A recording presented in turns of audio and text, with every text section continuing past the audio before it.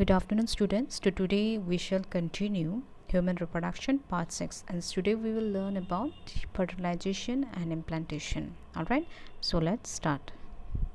Fertilisation जो कि first structure जो है ये है फीमेल रिप्रोडक्टिव सिस्टम का स्ट्रक्चर है, ठीक है। सो फीमेल रिप्रोडक्टिव सिस्टम का स्ट्रक्चर में फैलोपियन ट्यूब है, ठीक है। फैलोपियन ट्यूब में जो वाइडेस्ट रीजन है उसको क्या बोलते हैं, उसको एम्पुला बोलते हैं, ठीक है। सो जैसे कि देखो यहाँ पे, जैसे कि ये ओवरी से ये सेकेंडरी वूसाइट रिलीज हो गया, ठीक है। ग्राफियन फॉलिकल से बर्स्ट होके सेकेंडरी वूसाइट रिलीज हो गया। फिर ये सेकेंडरी वूसाइट कौन कैप्चर करेगा, फैलोपियन ट्यूब कैप्चर करेगा with the help of the fimbria. Capture करके ये मूव होके एम्पुलर रीजन तक जाएगा, ठीक है। अभी देखो ये सेकेंडरी वूसाइट तो मोटेल नहीं है, तो इसके पास पेयर कैसे आ गया कि वो मूव हो गया एंड वो चला गया एम्पुला में। एक्चुअली क्या होता है, जो फैलोपियन ट्यूब है इसका अंदर में कुछ लाइनिंग है, ये लाइनिंग को बोलता है ciliated epithelium cells, and with the help of the ciliated epithelium cells the ovum मतलब the secondary oocyte moves inside the fallopian tube and rest in ampullar region. And वहाँ पे रेस्ट करके वो किसको वेट करता है, वो वेट करता है स्पर्म्स का।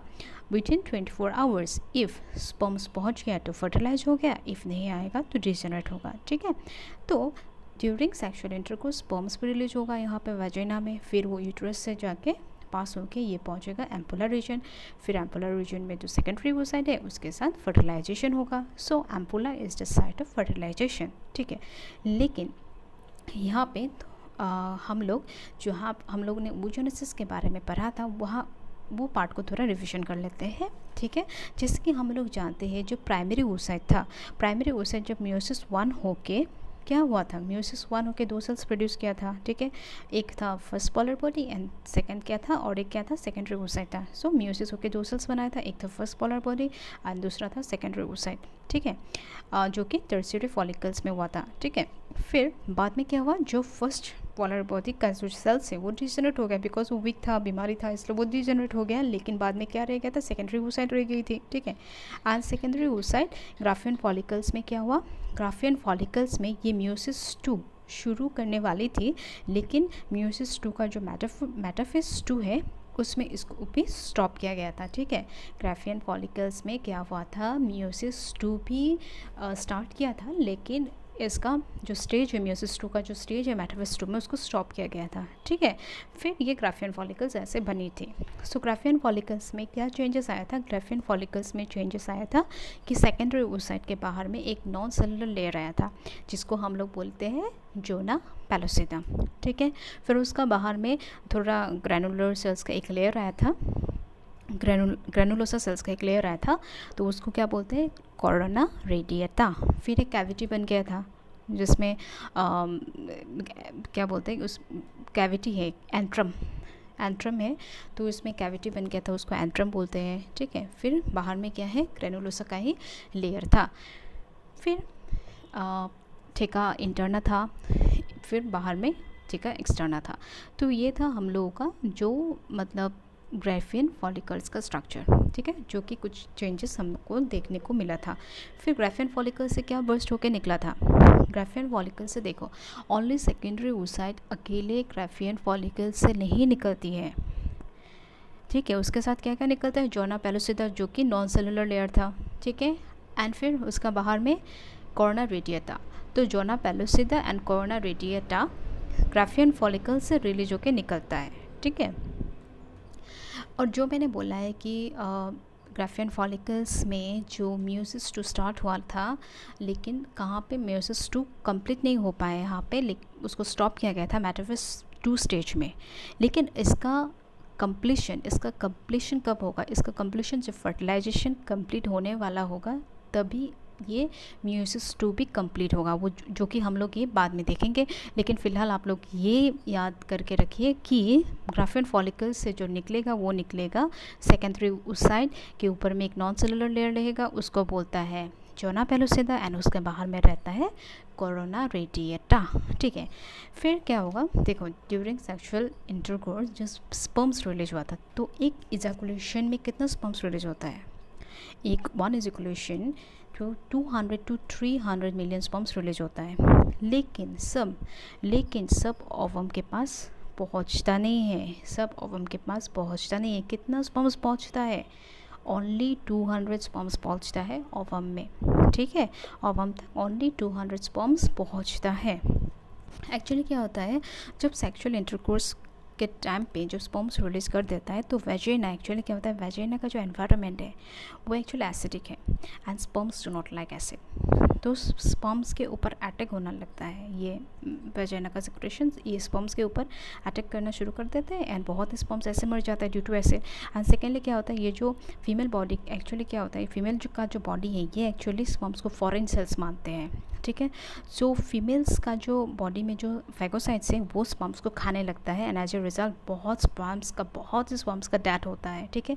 अल्टीमेटली कितना बचता है, अल्टीमेटली 200 जैसा बचता है एंड वो पहुंचता है सेकेंडरी oocyte तक, वो पहुंचता है सेकेंडरी oocyte तक, ठीक है। फिर देखते हैं क्या होता है अभी, ठीक है। एक प्रोसेस है कैपेसिटेशन, अभी कैपेसिटेशन के बारे में थोड़ा देख लेते हैं, ठीक है। Since sperm is a single cell, it has a plasma membrane. Sperm single cell है इसलिए इसके पास क्या है, plasma membrane है। फिर vaginal secretion act on the plasma membrane of the sperm. जितना बचा चुका sperms है उसको अभी क्या करेगा, वेजिना से कुछ सिक्रेशन होगा, वेजिनल सिक्रेशन होगा, वो एक्ट करेगा ये plasma membrane of the sperm में जितना बच गया, ठीक है। क्योंकि वन इजैकुलेशन में 200 तो 300 मिलियंस तो स्पर्म्स रिलीज हुआ था, लेकिन बहुत लोग का डेथ हो गया, एक तो एसिडिक अटैक से और एक कहाँ फैगोसाइट्स, जो फीमेल का बॉडी स्पर्म्स को मानते हैं फॉरेन सेल्स, इसलिए फैगोसाइट्स, फीमेल का जो फैगोसाइट्स है वो खा दिया बहुत स्पर्म्स को, इसलिए मर गया। 200 बच गया, अभी 200 अभी पहुँचेगा ओवम में। तो उनमें से अभी उन लोगों को अभी कुछ वेजिनल सिक्रेशन यूट्रस में होगा, फीमेल बॉडी में वेजिनल सिक्रेशन यूट्रस में होगा, तो ये vaginal secretion act on the plasma membrane of the sperm and ये क्या करेगा, make the plasma membrane weak, plasma membrane को वीक कर देगा स्पर्म्स का, ठीक है। द वेजिनल सिक्रेशन ये क्या करेगा, remove some proteins and carbohydrate from plasma membrane of sperm. ये एक्चुअली ये जो प्लाज्मा मेम्ब्रेन है, प्लाज्मा मेम्ब्रेन में प्रोटीन्स एंड कार्बोहाइड्रेट होता है, ठीक है। तो ये वेजिनल सिक्रेशन रिमूव करेगा some proteins and carbohydrate from plasma membrane of the sperm and as a result क्या होगा, प्लाज्मा मेम्ब्रेन बिकम वीक, ठीक है, प्लाज्मा मेम्ब्रेन वीक बन जाएगा and it can easily break. So that मतलब क्या होगा, ये प्लाज्मा वीक होने से क्या होगा, ये ईजिली ब्रेक होगा, ठीक है, ईजिली ब्रेक हो पाएगा। कब ब्रेक हो पाएगा, व्हेन स्पर्म रिचेस ओवम, जब ये स्पर्म ओवम रिच करेगा तब ये इजीली ब्रेक हो जाएगा। एंड देन जब प्लाज्मा मेम्ब्रेन ब्रेक होगा तब क्या होगा, एक्रोजोम जो था स्पर्म्स में एक्रोजोम भी बर्स्ट होगा। एक्रोजोम बर्स्ट होने से क्या रिलीज करेगा, एक्रोजोम में एंजाइम से वो एंजाइम रिलीज हो सकेगा। The enzyme of acrosomes helps to sperm to cross, ये एंजाइम बहुत इंपॉर्टेंट है रिलीज होने के लिए स्पर्म से, क्योंकि ये एक्रोजोम से क्या रिलीज होता है, एंजाइम रिलीज होता है एंड ये enzymes with the help of this enzymes only the sperms can pass through the corona radiata zona pellucida of the secondary oocyte, ठीक है। जो कोरोना रेडिएटा है, जो जोना पेलुसिदा है, ये enzymes with the help of the enzymes of the sperms only they can pass through the ovum and कहाँ पहुँचेगा वो लोग, सेकेंडरी oocyte पहुँच सकता है, ठीक है। This whole reaction is called capacitation reaction. ये whole process को बोलते हैं capacitation reaction, ठीक है। capacitation reactions occurs in female tract. Obviously ये female tract में होगा capacitation reaction. And capacitation reaction क्या है?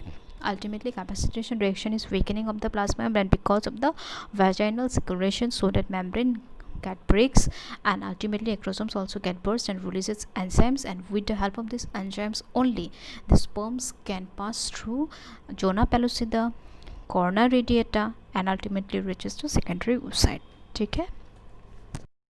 ये एनसीईआरटी में दिया गया है। फर्टिलाइजेशन इसको थोड़ा पढ़ लेते हैं, ठीक है। ड्यूरिंग कॉपुलेशन मतलब during sexual intercourse semen is release by the penis into the vagina, ठीक है। सो सीमेन जो है मतलब सीमेन में तो स्पर्म्स होता है, ठीक है, तो ये रिलीज होता है वेजाइना में। The motile sperms swim rapidly, जो मोटाइल है तो ये पूरा एकदम बहुत ही फर्स्ट मूव करेगा, ठीक है। पास टू द सर्विक्स से पास होकर फिर enter into the uterus and finally reach the ampullar region, फिर वो एम्पुलर रीजन पहुंच जाएगा of the fallopian tube. The ovum released by the ovary, ovum मतलब अभी तक मतलब ओवम तो नहीं बनाए हैं, सेकेंडरी oocyte ही है, लेकिन एनसीईआरटी आप लोग को ओवम और सेकेंडरी oocyte सेम ही बना दिया, ठीक है। तो secondary oocyte release by the ovary is also transported to the ampullar region. So ovary से जो सेकेंडरी oocyte रिलीज हो गया था वो भी मूव होके कहाँ पहुँचेगा, एम्पुलर रीजन में होगा। फिर fertilisation takes place and ampullar region is the site of fertilisation, ठीक है। Fertilisation can occur if the ovum and sperms are transported simultaneously to the ampullar region. Simultaneously मतलब एक साथ मतलब एक तरफ से तो स्पर्म्स आ जाएगा, ठीक है, और एक साइड से ये ओवरी से ओवम रिलीज होगा। जब एक साथ आएगा फिर दोनों फ्यूज हो जाएगा एंड फर्टिलाइजेशन हो जाएगा। दिस इज द रीजन, एक साथ आना पड़ेगा, इफ़ नहीं आएगा तो फर्टिलाइजेशन भी नहीं होगा। एंड ओवम को कितना टाइम लगता है, 24 आवर्स लगता है, विदिन 24 आवर ही आना पड़ेगा उसको भी, ठीक है, तभी फर्टिलाइजेशन होगा। इफ़ नहीं आएगा तो फर्टिलाइजेशन पूरा महीने ये स्पर्म्स रिलीज हो जाए, कोई फ़ायदा नहीं है, ठीक है। जब ओवुलेशन होगा, ओवुलेशन का टाइम पे जब ओवम रिलीज होगा एंड एम्पुलरी रीजन पहुंचेगा, इफ स्पर्म्स तभी पहुंचेगा, स्पर्म्स तभी फर्टिलाइजेशन होगा, ठीक है। This is the reason why not all copulations, while not all sexual intercourse leads to fertilisation and pregnancy. यही रीजन है, इसलिए फर्टिलाइजेशन एंड प्रेगनेंसी कभी कभी नहीं होता है। बिकॉज देखो, ओवम रिलीज होता है एक दिन में, जैसे कि हम लोग मेंस्ट्रुअल साइकिल में पढ़ा था, साइकिल ऑफ 28 डेज में हम लोग पढ़ा था, एक दिन में वो ओवम रिलीज़ होता है। विच इन दैट डे इफ़ आ गया तो फाइन, 24 आवर्स में स्पर्म्स पहुंच गया तो फर्टिलाइजेशन होगा, नहीं तो नहीं होगा, ठीक है। I hope it's clear. ये डायग्राम है एनसीईआरटी का। जैसे कि देखो यहाँ पे क्या है, यहाँ पे जो अंदर में है ये है सेकेंडरी oocyte। सेकेंडरी oocyte का बाहर में एक लाइनिंग है, उसको बोलता है विटिलाइन मेम्ब्रेन। फिर उसके बाहर में एक स्पेस है, पिंक कलर का जो स्पेस दिखाई दे रहा है ना, वो है पेरिविटिलाइन स्पेस। फिर उसके बाहर में है आपका जोना पैलोसिडा, नॉन सेलुलर लेयर जो है, एंड फिर उसके बाहर में है कॉर्ना रेडिएटा का सेल्स, ठीक है। फिर स्पर्म्स आएगा, स्पर्म्स आके देखो, ये स्पर्म्स कैपेसिटेशन में क्या हुआ था, प्लाज्मा मेम्ब्रेन स्पर्म्स का वीक हो गया था। जब ये पहुंचेगा यहाँ पे तो क्या करेगा, उसका प्लाज्मा मेम्ब्रेन ब्रेक होके जाएगा, फिर एंजाइम्स रिलीज हो जाएगा एक्रोसोम से, फिर ये आराम से पियर्स करके ये अंदर घुस सकता है। मतलब अभी देखो कॉर्ना रेडिएटा के अंदर में घुस गया, फिर अभी ये जोना पेलोसिडा में घुस जाएगा क्योंकि इसका एंजाइम रिलीज़ हो गया है, ठीक है। इसका जो प्लाज्मा मेम्ब्रेन वो ब्रेक हो गया, फिर ब्रेक होने के बाद अभी एक्रोसोम से भी एंजाइम्स रिलीज हो जाएगा, रिलीज होने के बाद ही वो अभी आराम से घुस सकेगा, ठीक है। So this is the diagram, you will learn details. ये डायग्राम को हम लोग डिटेल्स में पढ़ेंगे अभी। जो हम लोगों ने जो पहला वाला डायग्राम हम लोगों ने डिस्कस किया था उसका ही हम लोग यहाँ पे प्रोसेस हम लोग देख लेंगे, ठीक है। जैसे कि यहाँ पे जो डायग्राम है, फर्स्ट वाला जो डायग्राम है, यहाँ पे देखो अंदर में जो येलो कलर का है वो है सेकेंडरी oocyte। सेकेंडरी oocyte का बाहर में एक मेम्ब्रेन है, उसको बोलते हैं विटिलाइन मेम्ब्रेन। जैसे कि मैंने राइट साइड में ड्रॉ करके दिखाया है, ठीक है, वो एक मेम्ब्रेन है, उसको बोलते हैं विटिलाइन मेम्ब्रेन। विटिलाइन मेम्ब्रेन का बाहर में एक स्पेस है जिसको बोलते हैं पेरिविटिलाइन स्पेस, ठीक है, पर्पल कलर का, वो है पेरिविटिलाइन स्पेस। फिर उसका बाहर में है जोना पेलोसिडा एंड फिर उसका बाहर में कॉर्ना रेडिएटा एंड स्पर्म्स अभी आके इसको अटैक करेगा, अभी मतलब स्पर्म्स आएगा, ठीक है। सो देखो नीचे का अभी डायग्राम में आ जाओ। सो क्या होगा अभी, जैसे कि हम लोग जानते हैं कैपेसिटेशन में क्या होता है, कैपेसिटेशन में plasma membrane of the sperms को वीक बना दिया ताकि वो जब ओवम तक पहुंचेगा तब क्या होगा, ये अपना प्लाज्मा मेम्ब्रेन ब्रेक हो जाएगा, फिर वहाँ से क्या करेगा, एंजाइम रिलीज़ करेगा, एक्रोसोम से एंजाइम रिलीज़ करेगा, एंड जब एंजाइम रिलीज़ करेगा तब ये घुस सकेगा, कॉर्ना रेडिएटा से घुस सकेगा, पास हो सकेगा। फिर अभी जोना पेलोसिडा भी से भी ये लोग घुस सकेगा। जोना पेलोसिडा में एक JP2 रिसेप्टर्स बोल के रिसेप्टर्स हैं, JP2 रिसेप्टर्स जोना पेलोसिडा में। ये रिसेप्टर्स क्या करता है, ये रिसेप्टर्स रिकॉग्नाइज करता है ह्यूमन स्पर्म्स को, ये ओनली ह्यूमन स्पर्म्स को रिकॉग्नाइज करता है। ये कोई मंकी या डोंकी ये सब का स्पर्म्स रिकॉग्नाइज नहीं करता है, ये ह्यूमन स्पर्म्स को रिकॉग्नाइज करता है। ये ह्यूमन स्पर्म्स है तो ओके फाइन, उसको एंट्री मिल जाएगा ह्यूमन स्पर्म्स को। एंड यहाँ में क्या होता है, ये एक्रोसोम्स जो स्पर्म्स का जो एक्रोसोम्स है, एक्रोसोम बर्स्ट हो गया, फिर एंजाइम रिलीज हो गया, फिर ये with the help of the enzymes ये आराम से जोना पेलोसिडा के भी अंदर ही घुस जाएगा, फिर वो जाएगा ये जो पेरिविटिलाइन स्पेस है वहाँ पे भी जाके वो अभी सेकेंडरी oocyte तक पहुँच जाएगा, जैसे कि हम लोग को देखने के मिलेगा इन द अभी जो नेक्स्ट जो एरो मार के मैंने जो यहाँ पे जो डायग्राम है वहाँ पे आ जाओ। अभी देखो ये स्पर्म्स आके यहाँ पे अभी सेकेंडरी oocyte में पहुँच गया। अभी ये पहुँच के क्या करेगा, जो फर्स्ट स्पर्म पहुँचेगा उसको जो फर्स्ट स्पर्म पहुँचेगा इन द सेकेंडरी oocyte वो क्या रिलीज़ करेगा, मेल प्रो न्यूक्लियस रिलीज़ करेगा। एंड यहाँ पे फर्स्ट ब्लॉक बोल के एक प्रोसेस यहाँ पे होगा। फर्स्ट ब्लॉक मतलब ये जो ब्लॉक्स है ये एक्चुअली क्या है, ब्लॉक करते हैं पॉलीस्पर्मी को, मतलब ओनली वन मेल स्पर्म्स का न्यूक्लियस को ही यहाँ पे न्यूक्लियस ही घुस सकता है यहाँ पे इन द सेकेंडरी ओसाइट। यहाँ पे क्या करता है, फर्स्ट ब्लॉक होता है। फर्स्ट ब्लॉक मतलब depolarisation of the vitelline membrane, जो ओवम का बाहर में जो विटेलाइन मेम्ब्रेन है उसको डिपोलराइज कर देते हैं ताकि दूसरा स्पर्म्स का न्यूक्लियस यहाँ पे अभी एंट्री उसको नहीं दिया जाएगा। जो फर्स्ट स्पर्म आके यहाँ पे न्यूक्लियस जो प्रो न्यूक्लियस है मेल का वो अंदर गया, सो गया, अभी दूसरा को एंट्री नहीं मिलेगा, इसलिए यहाँ पे डिपोलराइजेशन ऑफ विटेलाइन मेम्ब्रेन क्या जाता है। ये है यहाँ पे ये फर्स्ट ब्लॉक प्रोसेस होता है। फिर नेक्स्ट में आओ, नेक्स्ट में क्या होता है, जैसे कि यहाँ पे होता है स्लो ब्लॉक। अब यहाँ पे क्या होता है, यहाँ पे जब ये न्यूक्लियस घुस गया अंदर, जब ये फर्स्ट स्पर्म जो गया था उसने जो mail nucleus mail pro nucleus घुसा दिया, फिर उसके बाद ओवम से कुछ क्या होता है, मतलब ये कुछ रिलीज़ करता है, ठीक है, हाँ कुछ केमिकल रिलीज़ करता है ओवम से एंड डिस्ट्रॉय JP2 रिसेप्टर्स। अभी ये JP2 रिसेप्टर्स को डिस्ट्रॉय कर देता है, ठीक है। ह्यूमन स्पर्म जो रिकॉग्नाइज करता है उसको डिस्ट्रॉय कर देता है। क्यों डिस्ट्रॉय कर देता है, ताकि ये जोना पेलोसिडा इम्परमेबल हो जाए। इम्परमेबल होके अभी दूसरा कोई स्पर्म्स भी यहाँ पे नहीं आ सकेगा, ठीक है। दूसरा जो फर्स्ट गैस हो गया उसने अपना न्यूक्लियस रिलीज़ कर दिया। न्यूक्लियस रिलीज करने के बाद क्या करेगा, पूरा ये विटेलाइन मेम्ब्रेन जो है सेकेंडरी ओसाइट में उसको डिपोलराइज कर देगा। ये फर्स्ट ब्लॉक है। फिर स्लो ब्लॉक में क्या करेगा, जब ये न्यूक्लियस घुसेगा और सेकेंडरी ओसाइट के अंदर में फिर केमिकल रिलीज कर देगा एंड ये केमिकल्स क्या करेगा, डिस्ट्रॉय करेगा JP2 रिसेप्टर्स को एंड JP2 रिसेप्टर को डिस्ट्रॉय करने के बाद जोना पेलोसिडा को इम्परमेबल करेगा, ठीक है। फिर उसके बाद क्या होगा, जैसे कि हम लोग ने पढ़ा था कि जो ग्राफियन फॉलिकल्स में जो मेटाफेज म्यूसिस 2 होने वाला था इन ग्राफियन फॉलिकल्स ने, लेकिन नहीं हुआ। मेटाफेज 2 में ख़त्म किया गया था, उसका स्टेज मेटाफेज 2 में ख़त्म किया था। तो वहाँ पे जो सेकेंडरी ओसाइट में जो न्यूक्लियस था, ठीक है, यहाँ पे कंप्लीट होगा। अभी जो नेक्स्ट डायग्राम है ना, यहाँ पे अभी कंप्लीट होगा। जैसे कि मैंने यहाँ पे 2 न्यूक्लियस बना दिया था, ठीक है। जो सेकेंडरी ओसाइट का जो न्यूक्लियस है अभी यहाँ पे मेटाफेज 2 में जो ग्राफियन फॉलिकल्स में मेटाफेज 2 में स्टॉप किया था, म्यूसिस 2 कंप्लीट नहीं हो पाया, यहाँ पे म्यूसिस 2 कंप्लीट होगा। सो यहाँ पे 2 सेल्स ऐसे बनाएगा, ठीक है। 2 सेल्स नीचे में देखो, 2 सेल्स बनाएगा, ठीक है। 2 सेल्स बनाने के बाद एक छोटा वाला सेल्स बन जाएगा इस साइड में, जहाँ पे मैंने लेबलिंग करके लिखा है this cell is called second polar body and it is destroy later. ये बहुत ही छोटा सेल्स बन गया, इसको बोलते हैं second polar body and it will destroy later. फिर बचा कौन, फिर दूसरा वाला जो सेल्स है ये होगा आपका फीमेल प्रो न्यूक्लियस, ठीक है। ये होगा आपका फीमेल प्रो न्यूक्लियस एंड ये फीमेल प्रो न्यूक्लियस है और मेल का जो प्रो न्यूक्लियस है, अभी ये दोनों फ्यूज़ करके यहाँ पे फर्टिलाइजेशन का प्रोसेस शुरू कर देगा, ठीक है। जैसे कि मैंने बोला था कि म्यूसिस 2 कब कंप्लीट होगा, जब फर्टिलाइजेशन होने के टाइम पे म्यूसिस 2 कंप्लीट होगा। म्यूसिस 2 कंप्लीट होने के बाद जो सेल्स बन गए, अभी जो एक सेल्स जो सेकेंड पोलर बॉडी है वो डिस्ट्रॉय हो गया, वो छोटा है इसलिए वो बाद में डिजेनरेट हो जाता है। बाकी रहेगा जो सेल्स वो अभी फ्यूज़ करेगा इन मेल प्रो न्यूक्लियस के साथ। जो फीमेल प्रो न्यूक्लियस है वो फ्यूज़ करेगा मेल प्रो न्यूक्लियस से। फीमेल प्रो न्यूक्लियस भी एन है, मेल प्रो न्यूक्लियस भी एन है। अभी ये फ्यूजन करके अभी फर्टिलाइजेशन प्रोसेस शुरू करेगा। Hope it's clear to you all.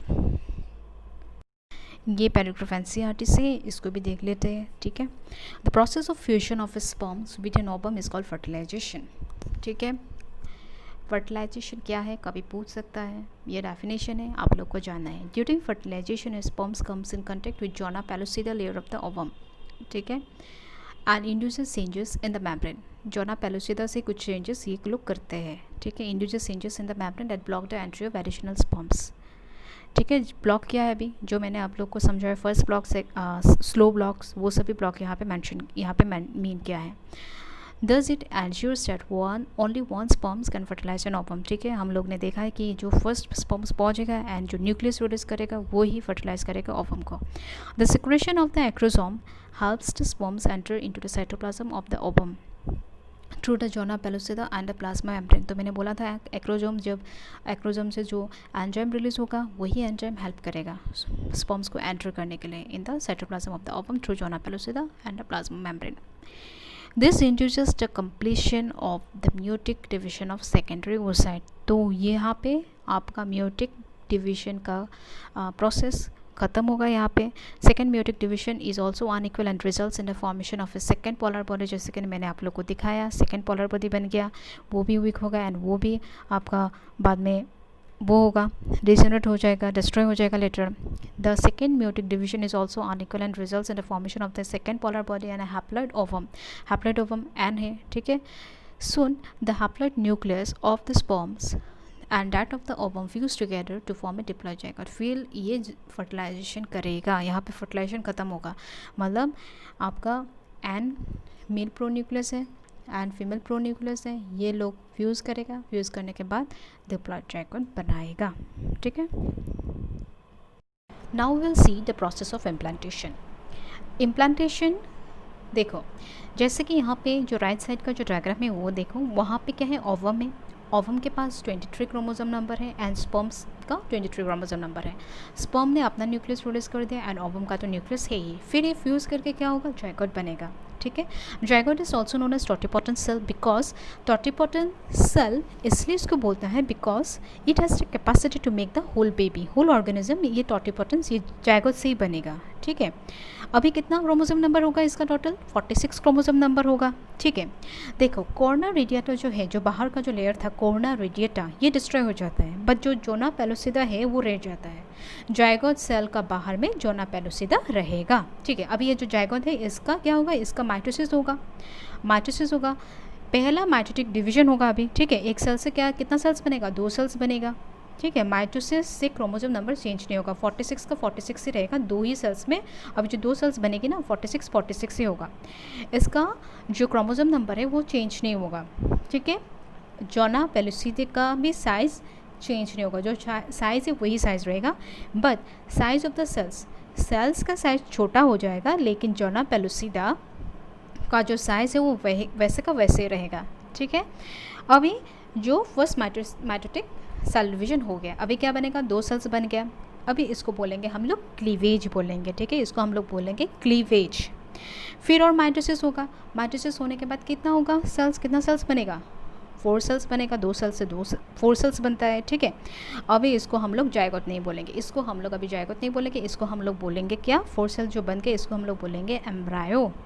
And जो न्यू सेल्स बनेगा, जो न्यू सेल्स बनेगा ड्यू टू दिस माइटोसिस, देखो जैसे कि zygote में 2 सेल्स बन गया, फिर क्या होगा, फिर यहाँ पे आपका एम्ब्रायो में भी अभी 4 सेल्स बन गया, जो नया सेल्स बन रहा है इसको हम लोग बोलेंगे क्या, blastomeres. Blastomeres cells increase in numbers, ये ब्लास्टोमियर जो सेल्स है ये इंक्रीज होते रहता है, ठीक है। अभी देखो, अभी जो नेक्स्ट वाला स्टेज है इसको हम लोग मोरोला बोलते हैं, बिकॉज अभी क्या होगा, जो ऐसे माइटोटिक डिवीजन होते होते जब 8 to 16 सेल स्टेज में आ जाएगा, 8 to 16 सेल्स होगा तब इसको हम लोग बोलेंगे मोरोला, ठीक है। ये मोरोला क्या होता है, जैसे कि फर्टिलाइजेशन, जैसे कि अभी फर्स्ट जो डायग्राम है वो देखो, जो फीमेल रिप्रोडक्टिव सिस्टम का जो डायग्राम है उसमें देखो जैसे कि अभी ओवम कैप्चर कर लिया, एम्पुलर रीजन में आया, फर्टिलाइजेशन हो गया, फर्टिलाइजेशन होने के बाद अभी इसका डिवीजन होना शुरू किया, डिवीजन होने के बाद मोरोला स्टेज में आ गया, ठीक है। मोरोला स्टेज में होके जितना भी मतलब इसका सेल्स बढ़ते जाएगा ना, ये उतना ही यूट्रस कैविटी के अंदर में मतलब जाते रहेगा। जब ये मोरोला स्टेज अराउंड योर 100 सेल्स बनेगा तब ये यूट्रन कैविटी में जाते हैं, ठीक है। अभी देखिए यूट्रन कैविटी में कब जाता है, हाँ अराउंड 4 डेज़, अराउंड मतलब जब 4th डे होता है, अराउंड 4th डे ये यूट्रस कैविटी में जाता है।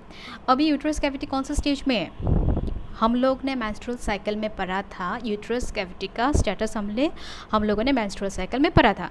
जब ये ओवम रिलीज़ हुआ था, जब ओवुलेशन रिलीज़ हुआ था तब क्या होता है, तब ये जो एंडोमेट्रियम होता है यूट्रस में, एंडोमेट्रियम क्या होता है, एंडोमेट्रियम वो थिकनिंग होना शुरू करता है, क्योंकि कॉर्पस ल्यूटियम जो है, कॉर्पस ल्यूटियम क्या करता है, कॉर्पस ल्यूटियम एस्ट्रोजन और प्रोजेस्टेरोन रिलीज़ करता है, एंड एस्ट्रोजन प्रोजेस्टेरोन क्या करता है, थिकनिंग करता है एंडोमेट्रियम सेल्स को, एंड दिस प्रोजेस्टेरोन क्या सिक्रेट करता है, ग्लाइकोजन, जो टेस्टी वाला फूड था ना वो रिलीज़ करता है, ताकि बच्चा जब आएगा तब वो उसको खा सकेगा, राइट, ग्लाइकोजन सिक्रेट करता है। सो अराउंड 4th डे क्या होता है, जब ये मोरोला जब अराउंड 100 सेल्स बनेगा तब वो यूट्रस कैविटी में आ जाता है।